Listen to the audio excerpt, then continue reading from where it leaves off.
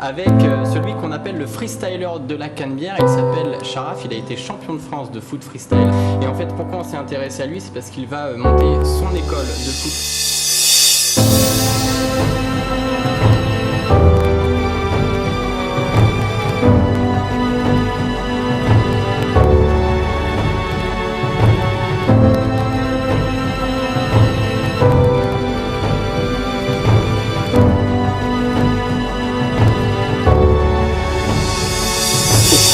Est-ce que c'est possible de réaliser ses rêves ou pas? C'est possible ou pas?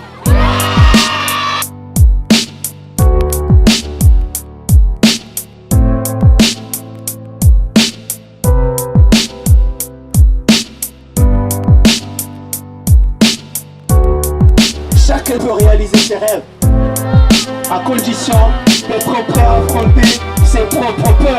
Est-ce que vous êtes prêts à affronter vos propres peurs ou pas?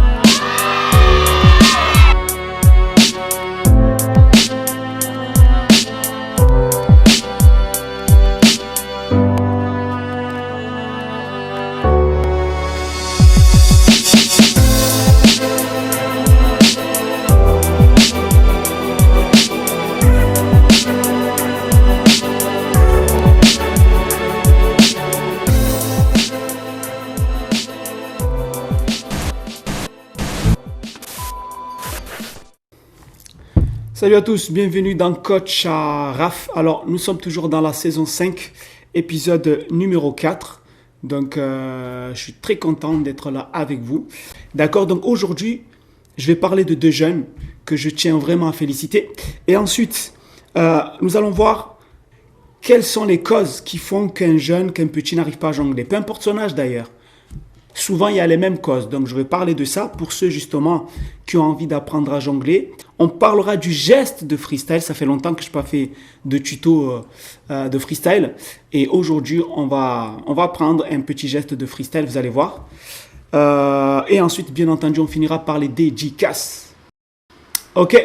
Donc alors, félicitations. Félicitations à Shems et à Gérard. Tout d'abord, Shems. D'accord, Shems qui ne finit pas de battre son record de jongle. Là, il est à 176 jongles. Alors, c'est un peu particulier parce que Shems, je l'ai vu évoluer. Et sincèrement, quand je le vois jongler aujourd'hui, d'ailleurs, c'est ce que j'ai dit à son père, je prends vraiment du plaisir à le regarder jongler. D'accord? Donc, Shems, félicitations pour ton nouveau record de jongle. Tu es à 176, je tiens à le souligner. Et je tiens aussi à t'encourager à continuer parce que jusqu'à maintenant, tu t'es toujours entraîné, en tout cas avec moi, à fond, du début jusqu'à la fin. Et je tiens vraiment à te féliciter et à te pousser à agir de la même façon. Parce que si tu agis de la même façon, automatiquement, tu vas progresser. Donc, félicitations pour tes jongles, mais aussi pour toutes les techniques que tu as apprises avec moi. Et aujourd'hui, je sais que tu les maîtrises. Donc, maintenant, il ne te reste plus qu'à les appliquer sur le terrain. OK? Félicitations aussi à Gérard. Alors, Gérard, lui aussi, il est exceptionnel. Tous les week-ends, puisque je l'entraîne tous les week-ends, lui, tous les week-ends, il bat son record. Sincèrement, c'est un truc de ouf. Donc, au début, bien entendu, comme il ne connaissait pas bien les règles de jonglage, on ne lui avait pas expliqué comment il faut jongler, etc. Bien sûr, il a eu vraiment du mal à jongler. Mais quand il a commencé à appliquer ce que je lui ai dit et qu'il a commencé à s'entraîner sérieusement, tous les dimanches, tous les week-ends, puisque des fois c'est le dimanche, des fois c'est le samedi, il bat son record. Et aujourd'hui, il est à 238 jongles. Donc, Gérard, félicitations. Je t'encourage aussi à continuer. Pour tous ceux qui ont des enfants qui n'arrivent pas à progresser dans les jongles, ou tous ceux qui sont un peu plus grands, qui s'entraînent seuls et qui n'arrivent pas à jongler, souvent les causes, il y a deux causes en fait. La première cause, c'est que tout simplement, vous ne connaissez pas les règles de jonglage. D'accord? Donc, vos enfants souvent ne connaissent pas ces règles-là. Il y a quelques règles qui sont simples. Premièrement, tapez droit au niveau du coup de pied. D'accord? Il faut que le ballon monte verticalement. Donc, la première chose, c'est apprendre à taper bien droit. La deuxième chose, le ballon ne dépasse pas la poitrine. Et malheureusement, dans certains clubs, enfin, certains entraîneurs, pas tous, tu vois des entraîneurs qui prennent le ballon, qui donnent à leurs jeunes, allez, vas-y, jongle, tape le ballon. Oui, mais comment, c'est quoi les limites, comment, où taper le... Non, vas-y, tape le ballon, jongle. Et malheureusement, parfois même, il y a des parents qui sont un peu comme ça, mais ce n'est pas de leur faute, ce ne sont pas des footballeurs. Donc souvent, ils disent à leurs enfants, allez tiens, je t'envoie le ballon, tu tapes le ballon. Oui, mais c'est pas comme ça. Il y a des règles. Apprendre à bien taper droit, ça prend du temps. Ne pas dépasser la poitrine. Lorsque le ballon dépasse la tête, on met d'abord la cuisse. Tous les jeunes que j'entraîne, au début, quand je leur pose cette question, donne-moi quelques règles de jonglage. Tous, personne ne m'a jamais donné 3 ou 4 règles. Il y en a qui ont réussi à sortir une règle, taper droit. Mais sinon, le reste, c'est pas de leur faute. En club, on ne leur apprend pas les règles de jonglage. Donc voilà quelques règles de jonglage. Il faut attaquer le ballon. Il y a des jeunes, quand ils jonglent, ils laissent le ballon partir. Attaque le ballon. Moi, il y a des petits, je leur dis, vous êtes des lions, vous devez attaquer le ballon. Au début, ils ne comprennent pas. Pourquoi j'attaque le ballon? Eh bien, tu l'attaques le ballon. Etc. Après, il faut de la pédagogie, il faut amener le jeune petit à petit à acquérir ces compétences-là, parce que ce sont quand même des compétences à acquérir, donc ça prend du temps. Donc voilà, donc si vous avez des enfants qui n'arrivent pas à jongler, l'une des causes, c'est ça, les règles de jonglage, lui expliquer et l'aider à appliquer ces règles. Deuxième chose, c'est un problème d'équilibre, de stabilité, d'appui. Donc, il faut travailler la coordination. D'accord? C'est très important, la coordination et bien sûr la motricité. Donc pour cela, moi j'ai plein de petits exercices. Donc il y a des exercices de coordination sans ballon, il y a des exercices aussi avec ballon. D'accord? C'est très important. Que ce soit avec l'échelle d'agilité, que ce soit seulement avec le ballon, que ce soit avec des plots tout simplement. Il y a plein de petits exercices comme ça qui vont permettre aux joueurs petit à petit de travailler sa coordination, de gagner en stabilité, en équilibre. Et vous verrez qu'après ça va être différent. Dans une autre vidéo, je vous donnerai des exemples. L'exemple de Lini, ça c'est l'exemple phare pour moi. Pendant 2 mois, nous avons bossé les jambes, mais il n'arrivait pas parce que voilà, il n'est pas costaud, il est un peu mince surtout au niveau des jambes, il n'avait pas la stabilité qu'il faut pendant 2 mois. Mais pendant 2 mois, nous avons bossé. Les parents étaient patients, moi j'étais patient. Des exercices de coordination, des jonglages, de la répétition. Je vous promets qu'au bout de 2 mois, c'était un truc incroyable. Comme ça, en un instant comme ça, tout d'un coup, il a commencé à me faire des jongles. 45. Il est monté jusqu'à 45 comme ça d'un coup. Waouh! Voilà, donc ça, ce sont les petits conseils que je peux vous donner. Donc, travaillez au préalable tous ces petits exercices-là. Et après, vous verrez que petit à petit, votre enfant va gagner en stabilité, etc. Il va gagner en équilibre et il va commencer à vous faire des jonglages. D'accord? Maintenant, nous allons passer à l'exercice de freestyle. Donc, regardez, c'est cet exercice-ci. Donc, comme vous voyez, le but, déjà, c'est de commencer à amortir le ballon avec le coup de pied. Donc, ça, c'est la base. Apprenez tout simplement d'abord à stabiliser le ballon sur le coup de pied.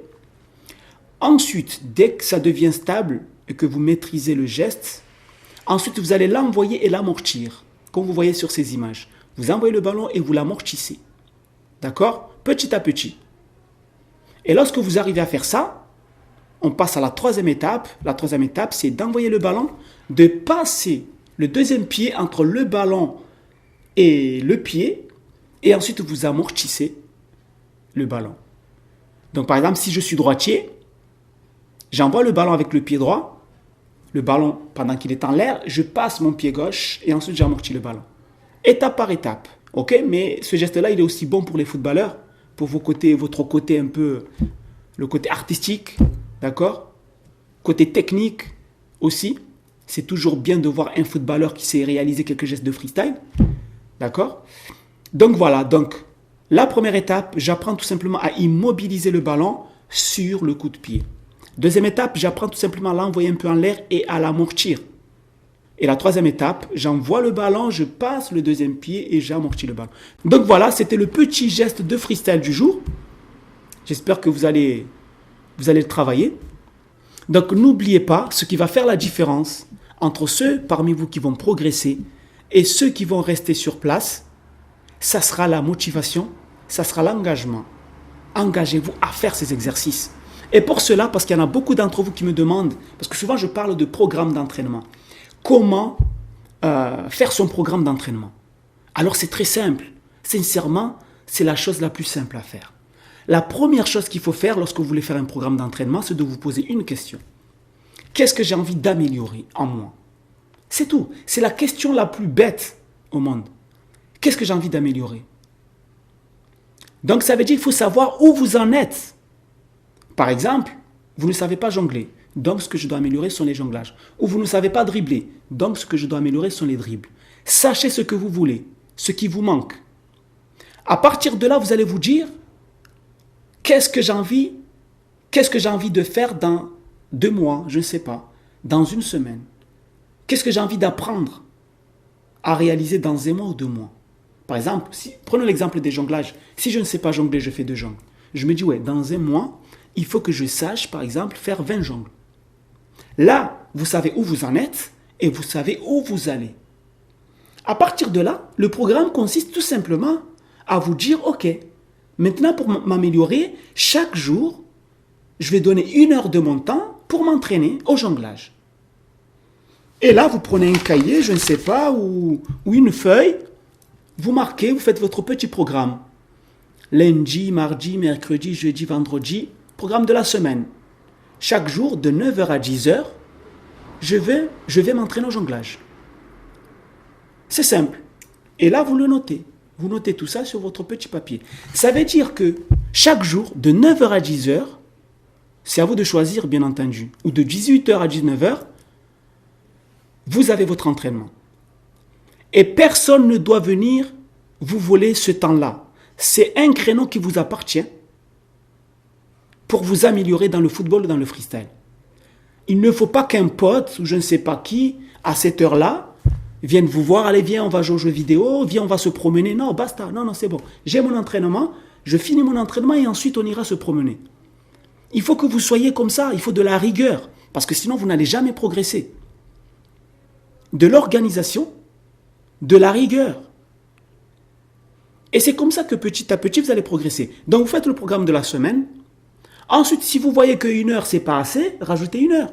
Si vous voyez que 1 heure, c'est trop, mettez 3/4 d'heure. Je ne sais pas, c'est à vous de décider. Ce qui compte, c'est d'être bien concentré pendant votre entraînement. OK? Donc, c'est ça un programme d'entraînement. C'est bateau. Chaque jour, vous vous dites, voilà, je vais travailler pendant 1 heure et pendant ces 1 heure, je vais travailler tel ou tel geste. Et tant que je ne maîtrise pas ce geste, je ne vais pas passer à un autre geste. Vous pouvez même travailler 2 gestes par 2. Comme ça, des fois, quand vous en avez marre de faire un geste, vous passez par l'autre, le temps d'oublier un peu le premier, ensuite vous revenez, comme ça vous travaillez 2 gestes. OK? Par exemple, vous travaillez les jonglages plus certains dribbles. Le tour du monde, le flip-flap, la virgule, je ne sais pas. Et pendant 1 heure, vous ne travaillez que ces 2 gestes-là. Vous passez d'un geste à l'autre. Et de temps en temps, vous stoppez, vous buvez un coup, vous respirez, vous revenez. Mais soyez concentrés. C'est comme ça comment on fait un programme d'entraînement. C'est la façon la plus simple. Après, il y a des gens qui peuvent se compliquer avec des méthodes, avec des théories, de Pythagore, je ne sais pas quoi. Non, ne vous prenez pas la tête. C'est simple. OK. Donc voilà, donc là maintenant, nous allons passer aux dédicaces. Donc, une petite dédicace à Grégoire qui habite à Paris. Une petite dédicace à Igor de Grenoble. Petite dédicace aussi à Naufal. Je ne sais pas où il habite, mais il se reconnaîtra, Naufal. Une petite dédicace de Sino qui habite au Mali. Petite dédicace à tous les Maliens. Et pour finir, une petite dédicace à Eddy qui habite sur Marseille. Donc, une petite dédicace à vous tous et à vous toutes qui avez l'habitude de regarder mes vidéos. Une petite dédicace aussi à tous les jeunes que j'entraîne. Et je vous donne rendez-vous dans la prochaine vidéo. Et n'oubliez pas, restez toujours motivés et n'abandonnez jamais votre rêve. Je sais que ce sont 2 phrases que je répète dans chacune de mes vidéos. Mais à force de les répéter, j'espère que vous allez finir par comprendre que vous êtes né pour être la personne que vous voulez être et qu'à partir d'aujourd'hui, vous devez prendre la décision de vous battre pour être cette personne que vous voulez être.